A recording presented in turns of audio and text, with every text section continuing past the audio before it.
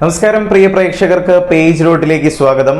ഓരോ ദിവസം കഴിയുന്തോറും സിനിമാ മേഖലയിലെ പ്രമുഖരായ നടന്മാരെ കുറിച്ച് ഗൗരവമേറിയ ലൈംഗിക ആരോപണങ്ങളാണ് ഉയർന്നു വന്നുകൊണ്ടിരിക്കുന്നത്. ഇപ്പോൾ മീനു മുനീർ എന്ന ജൂനിയർ ആർട്ടിസ്റ്റ് ഇടവേള ബാബുവിനെതിരെ രംഗത്തെത്തിയിരിക്കുകയാണ്. അമ്മ സംഘടനയിൽ അംഗത്വം തരാമെന്ന് പറഞ്ഞ് തന്നെ ഫ്ളാറ്റിലേക്ക് വിളിച്ചു വരുത്തിയെന്നും ഫോം ഫില്ല് ചെയ്തു കൊടുക്കാൻ ആവശ്യപ്പെട്ടതിന് ശേഷം പിന്നിലൂടെ വന്ന് തന്റെ കഴുത്തിൽ ചുംബിച്ചുവെന്നും നടി മാധ്യമങ്ങളോട് പറഞ്ഞു.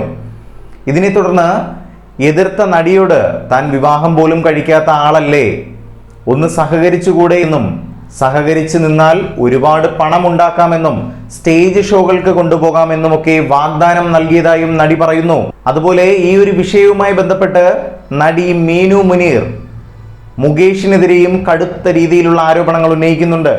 ഇടവേള ബാബുവുമായി ബന്ധപ്പെട്ട വിഷയത്തിൽ നടൻ മുകേഷ് തന്നെ ഫോണിൽ വിളിച്ചുവെന്നും തന്നോട് ലൈംഗികത കലർത്തി സംസാരിച്ചുവെന്നും നടി പറയുന്നു.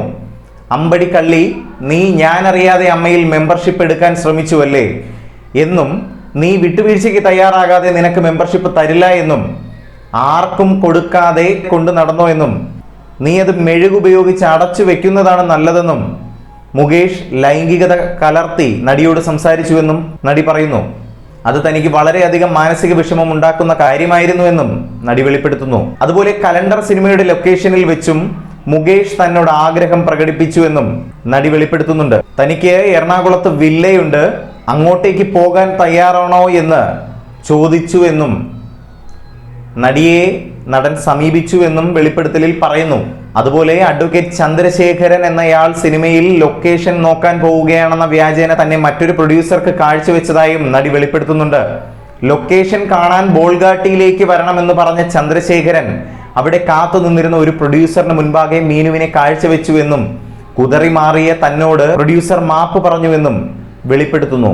അതുപോലെ തന്നെ നടൻ ജയസൂര്യക്കെതിരെയും നടി കടുത്ത ആരോപണങ്ങൾ ഉയർത്തുന്നുണ്ട്.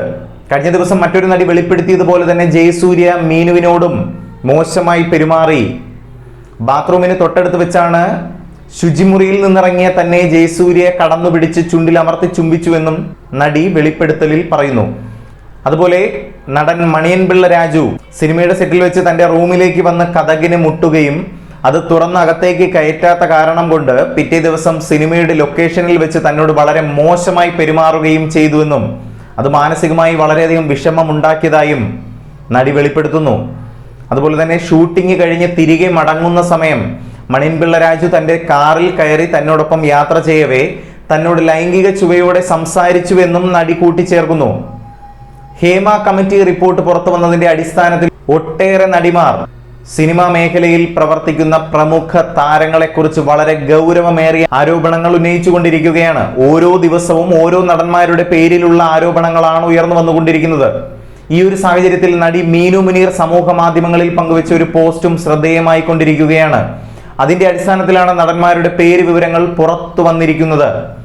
പോസ്റ്റിൽ പറഞ്ഞിരിക്കുന്നത് ഇപ്രകാരമാണ്: I am writing to report a series of incidents of physical and verbal abuse I suffered at the hands of Mukesh, Maniyanpilla Raju, Idavela Babu, Jayasuriya, Advocate Chandrasekharan, Production Controller Noble and Vichu in the Malayalam film industry.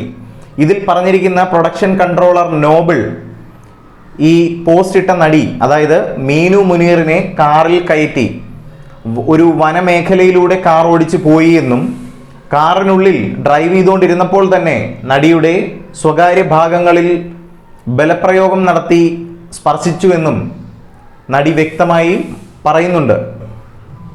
ഇതിൽ നടി highlight ചെയ്ത് കാണിക്കാൻ ശ്രമിക്കുന്ന ഒരു കാര്യം, അഡ്ജസ്റ്റ്മെന്റുകൾക്ക് വഴങ്ങാത്തത് കൊണ്ട് തന്നെ നടി മലയാള സിനിമാ മേഖല ഉപേക്ഷിച്ചു പോകുന്നുവെന്ന് ആ കാലഘട്ടത്തിൽ കേരള കൗമുദിയിൽ വന്ന ഒരു ആർട്ടിക്കിളിനെ കുറിച്ചും നടി ഇവിടെ പരാമർശിക്കുന്നുണ്ട്. എന്തായാലും ഈ ഒരു വിഷയത്തിന്മേൽ നടി നിയമ നടപടികൾക്ക് ഒരുങ്ങുകയാണ് എന്നതാണ് മനസ്സിലാക്കാൻ സാധിക്കുന്നത്. എന്തായാലും ഈ ഒരു വിഷയത്തെക്കുറിച്ച് പ്രിയപ്പെട്ട പ്രേക്ഷകരുടെ വിലയേറിയ അഭിപ്രായങ്ങൾ താഴെ കമന്റ് ബോക്സിൽ അറിയിക്കുക.